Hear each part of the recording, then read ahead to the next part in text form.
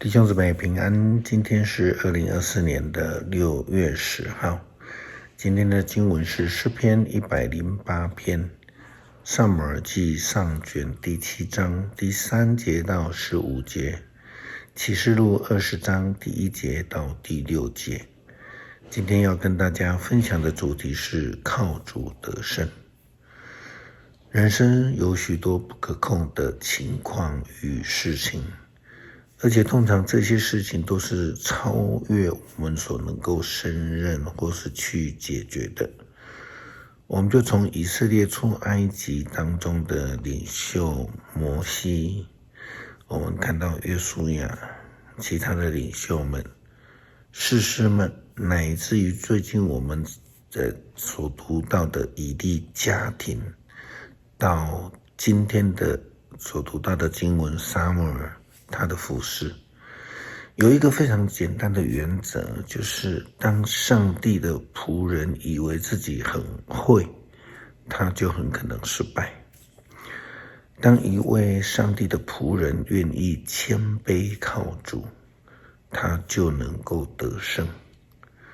撒母耳记第7章第3节到15节，撒母耳对以色列全家所说的话。撒母耳对以色列人民说，如果你们专心归向上主，就必须弃绝所有外族的神明和亚斯他路女神的神像。你们要把自己完全的献给上帝，只侍奉他，这样子他就会救你们脱离非利士人的辖制。于是以色列人除去巴力和亚斯他路偶像，只侍奉上主。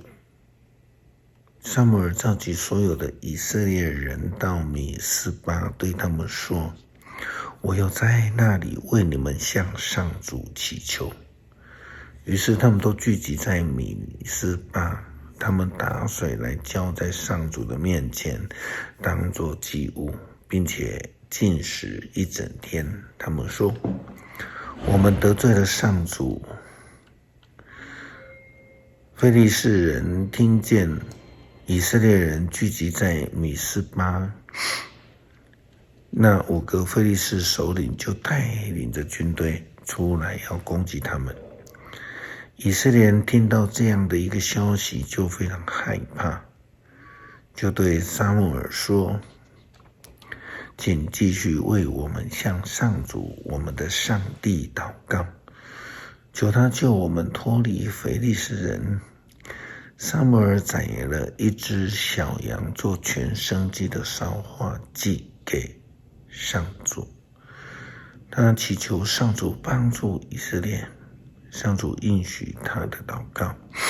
撒母耳在献烧化祭的时候，非利士人前来攻击，正在这个时候，上主从天上雷击打他们，使他们溃烂逃退。以色列人从米斯巴出来，一直追击的敌人到伯甲附近，沿路击杀他们。后来撒母耳在米斯巴和善之间立了一块石头，说，上主一直帮助我们，于是叫这石头为以便以谢，意思就是说帮助之石。这样非利士人被打败了。撒母耳有生之日，上主没有再让非利士人再侵犯以色列人土地。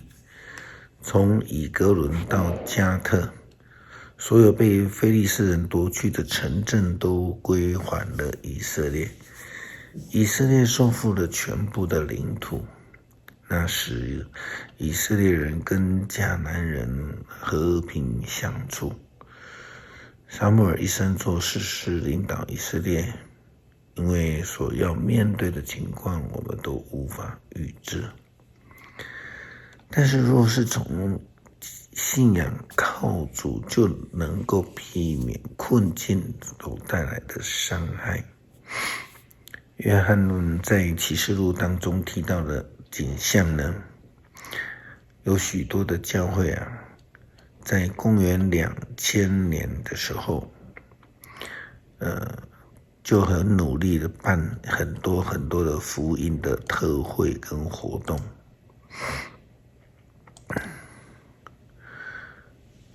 这样子的一个活动，对于这样子未知的意象，其实不一定有帮助了哈。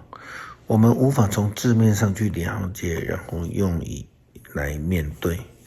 这种千禧年的意象，不是要以数字或是年的界限来做思考。千禧年的意象是在预表耶稣基督的掌权，而依靠基督的人就必须能够得胜。启示录20章第1节到第6节，约翰的话这样说到这特殊的情景。后来我有看见一个天使从天上下来，手拿着无底深渊的钥匙和一条粗大的链子。他凑近了那条抓住的那一条利龙，就是那个古蛇，是魔鬼，又叫撒旦，把他捆绑1000年。天使把他扔进在无底深渊去，关闭起来，加上封印，使他不再去迷惑列国，直到这1000年期限过后，他暂时的被释放。我又看见一些宝座，在那些坐在上面的人都得到了审判的权。我也看见那一些因承认耶稣基督启示真理和上帝的道而被杀害的人的灵魂。他们没有拜过那像和兽像，额上或手上也没有那兽的记号。我们都复活了，跟基督一同作王1000年。这一次头一次的复活，用以在包括头一次复活的人当中圣洁有福，第二次无死权辖制他们要做上主和基督的祭司，跟耶稣基督一样同作王1000年。如同在我们的本土5月的读经分享所读到的诗篇20篇第7节到第9节，那经文这样说道：有人靠着他们的战车，有人靠着他们的马匹，他们却信靠上主我们的上帝。他们都要瓦解不倒，而我们却坚立不摇。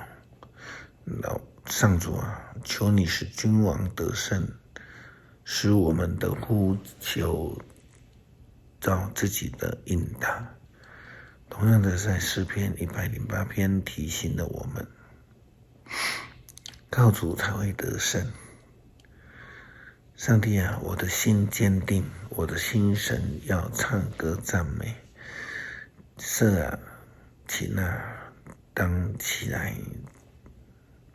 我要给日头叫醒。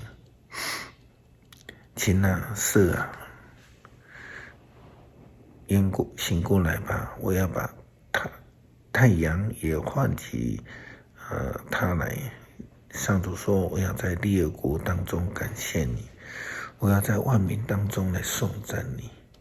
你永远的这个上达诸天，你的信息高入云霄。上主啊，愿你伟大彰显在高天。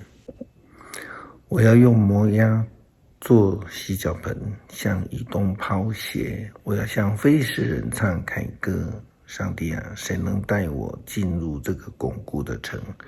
谁能领我到以东？上帝啊，你真的抛弃了我们吗？你不和我们的军队一起征战吗？求你帮助我们对抗敌人。人的帮助毫无用处，上帝在我们这边，我们必胜，他一定打败我们的仇敌。恳求上帝帮助我们，当我们遇见困难、遇见试探的时候，帮助我们不会因此而被打倒，让我们能够靠主得胜。感谢祷告，奉主耶稣基督圣名求，阿们。